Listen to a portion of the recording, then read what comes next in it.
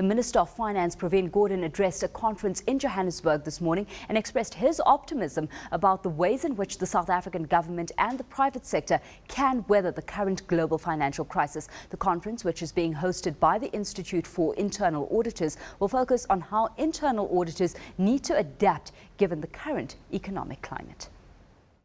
Well, I mean, in the first instance, we've been managing our fiscal policy in a counter-cyclical way, which meant that when the worst of the crisis hit the world and indeed South Africa itself, we had the space to increase our deficit to 7.3%. But we also have a careful and well-designed, if you like, fiscal consolidation plan, which ensures that we don't engage in harsh austerity measures against our own population, but at the same time get greater efficiencies from government spending and have a clear decrease in fiscal deficits over the next few years. And we've been proven to be reasonably correct on that front. Thirdly, we need to continuously apply our mind to how we could, as government, stimulate the economy and create conditions for investment in this economy and for job creation. Fourth, for those who do fall into unemployment, and there were 1 million jobs lost in the earlier period, we need to ensure that the unemployed have the right kind of support. And we've had the Unemployment Insurance Fund, which has also been extremely helpful as a buffer against the worst effects of unemployment. But all of that is mere mitigation of some of the impacts of the recession and the slow recovery that we've had.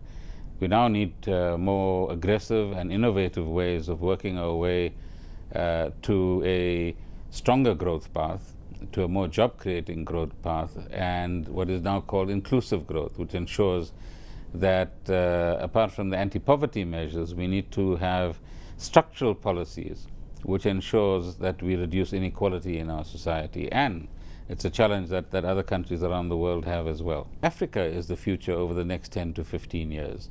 And now the challenge is how do you bring in that medium-term stroke long-term perspective, which says that if I invest in infrastructure, if I invest in skills development, if I invest in social development, if I invest in creating manufacturing industries in South Africa, and with the price of labor beginning to increase in China, Africa has interesting prospects in terms of offering to be the world's workshop for the future, in offering to be the world's resource base for the future, the world's investment base in terms of infrastructure for the future as well.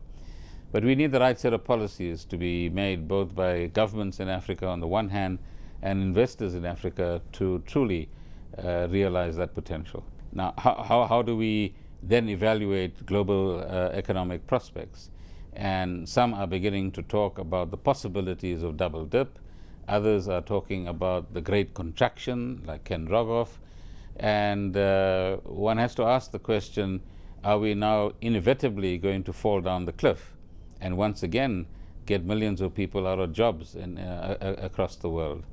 One is hopeful that the right political decisions will be made, that the correct economic policies will be formulated, and that we can get back to that intense level of coordination at the G20, which we had post the 2008 crisis once again. And it's that optimism, if you like, which leads me to say 60-40 against a second recession at this point in time.